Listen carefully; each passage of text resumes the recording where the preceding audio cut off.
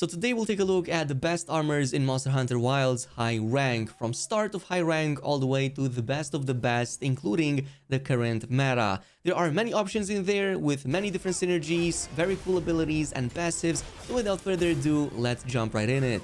Now, if you're fresh out of low rank and just starting high rank, so below level 15, then you can just continue with the top armor sets from the low ranks. This includes the 3-piece Guardian Arkveld with a helmet, chest and gloves, 1 Guardian Odogaron belt, and finally 1 Guardian Rathalos legs. This is going to give you a level 3 into Flayer, a 1 level into burst, and 1 weakness exploit. Now, weakness exploit has been nerfed in Wilds, unfortunately. You need pretty much full level 5 right now to just get a 30% affinity from it, but it can still be useful since you don't have other options at this stage.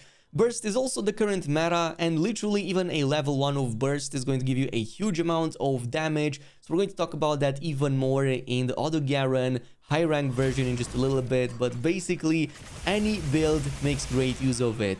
Elemental builds even more so, but even level 1 can be useful even for a raw damage build.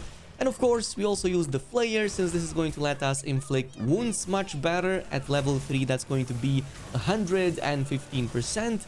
And since wounds is one of the best methods to actually farm for enemy parts, yeah, that's something that you want to do a lot at this current stage. Even if you're eventually going to fight against tempered monsters, some of their tempered wounds will give very important materials to funnel into the Artian weapon crafting. Now, the next armor set that becomes very useful, and it's not too far off into high rank, is the Guardian Fulgur Angitan set. And this is basically going to give you a couple of advantages that are worth it throughout the entirety of high rank, even late into high rank. So one of them is the fact that the helmet piece gives you Agitator level 2, which is an early variant you can go ahead and build upon, especially with a raw physical damage build. Agitator is actually pretty good, even if it only triggers when large monsters become enraged, but you do get that extra attack and affinity bonus, which will help you a ton with raw physical damage.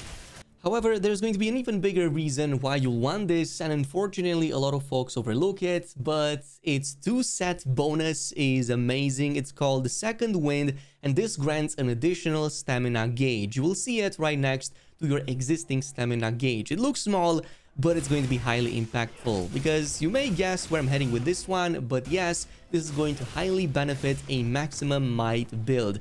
Now, maximum might is rather easy to come by, but it's notoriously bad at uptime, because you're basically just dependent on keeping full stamina bar for at least a few seconds before the maximum might even triggers. However, if you have a second stamina bar that instead first gets consumed instead of your original one, this means you're going to have a lot more uptime on the maximum might, potentially having a lot more uptime on up to 30% extra affinity for absolutely free. That is, unless you have other better options, but until then, this can be a very awesome substitute. Maybe even part of an endgame build that just reaches easy 100% affinity with some of these bonuses right here. Now, of course, I don't recommend going with the 4-set bonus because it's just a waste. The 2-set will suffice. However, it's not going to be the best for every single set out there. So if you're going with a build that consumes a lot of stamina, obviously this will still be useless because the extra stamina bar won't really suffice. For example, if you're going with a bow build, chances are you're not going to make too much out of it. But a long sword, a sword and a shield maybe, you can definitely make use of those, assuming that you don't spam your dodges.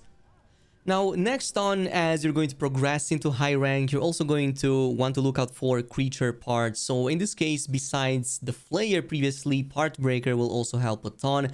As in this case, Ajarakan Greaves Beta will help a ton. It's relatively early, you have 2 level 1 decoration slots and a level 2 Partbreaker. So Partbreaker works differently than Flayer a little bit, but it still interacts in a sense with the wounds. So it makes it easier to break large monster parts and increases damage dealt when destroying wounds with a focused strike, and that goes by 10, 20 and 30% respectively at 1 level, 2 and 3. So in this case, by level 3, that's a 30% both to dealing damage to parts as well as when destroying wounds with a focused strike. And as I talked about before, in the case of the Flayer, Flayer helps you generate more wounds, and in and of itself also has its own very random damage pop-up every now and then that also deals damage when you hit wounds. So all in all, you can benefit from both of these in gaining an extra burst in damage. It is going to be rather random for the Flayer, but it's a bit more specific for the Partbreaker. However, the reason this is good is because it stacks, so you're going to also generate more wounds and get more resources out of them via Flayer, and then Partbreaker will be better at destroying the breakable parts, so you can farm those specific mats dropping from breaking the parts. So you get both the more common and the more uncommon materials from the same creature. And as I've said, as you progress in the game and really want all of those creature parts to craft the new sets, this can actually be a very good leveling sort of build to use. Now at number 4 we have the Blango set, and this is mostly a transition set, but one that's still very useful because 2 of its set pieces actually gives you level 2 agitators. Specifically, we're going to again go with the beta since we have extra decoration slots, but both the chest as well as the waist give level 2 agitator. And I only recommend going with one to top off the previous agitator we got from the Fulgur set without losing that really awesome bonus from it.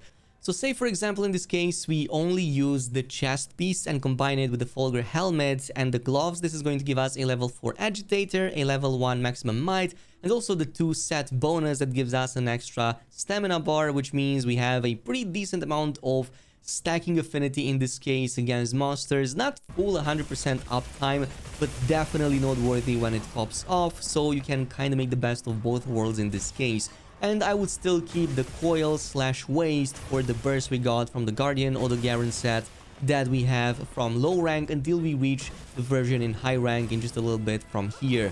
And if we further combine this with the Agitator, in this case legs from before, that's also a level 2 into Partbreaker, so it helps even more with just breaking parts, giving us a bit of damage boost, but mostly it's there to help us farm.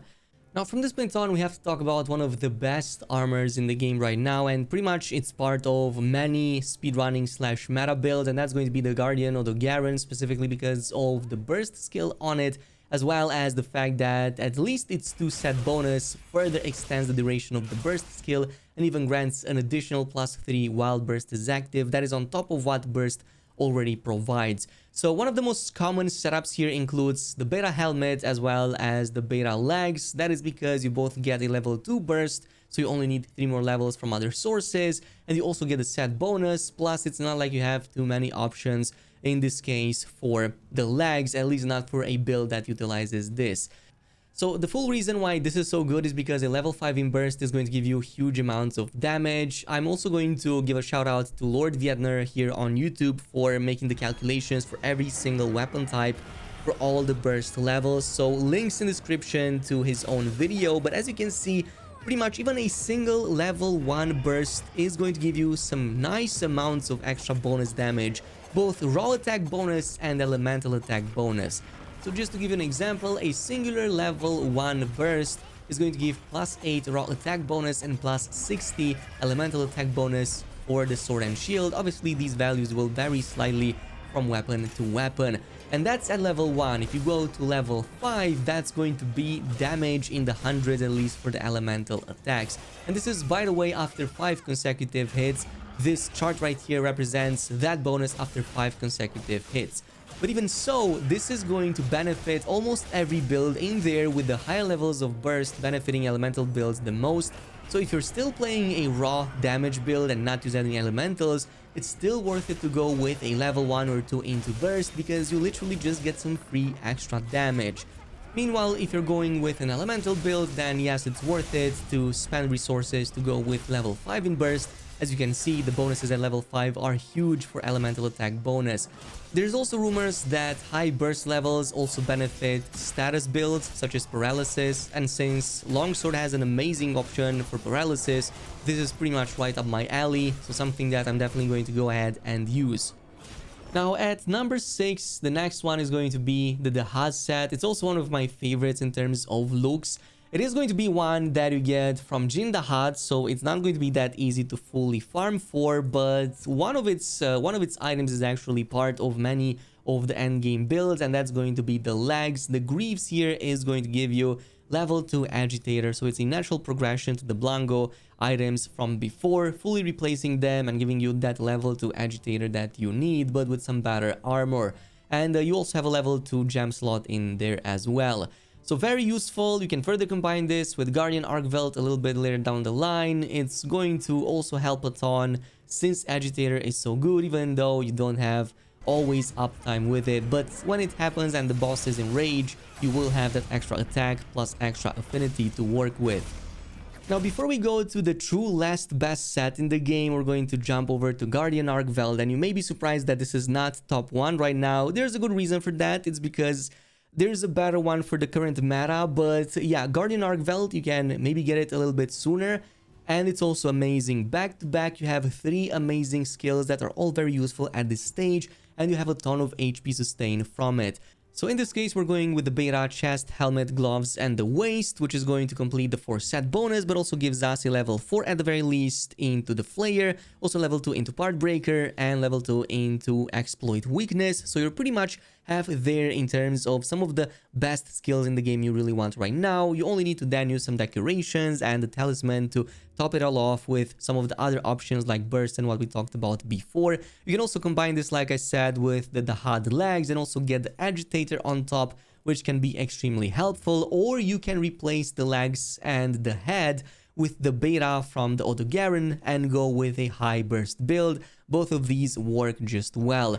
But regardless which one of these you go, both the 2 and the 4 set bonus from Arkveld is going to be amazing. So Decimator 1 and 2 are going to give you a ton of HP restoration when you break wounds. So yeah, you're going to get restore HP when destroying wounds on large monsters, and because you have Flayer and Partbreaker already part of this build, it's going to be very easy to do both of those. And because both of those make it easier to generate wounds, you can regenerate more HP, and Flayer and Partbreaker also give extra damage bonus to wounds. So all in all, it feeds into itself perfectly. It goes in so well with Arkveld's theme that also feeds on other creatures.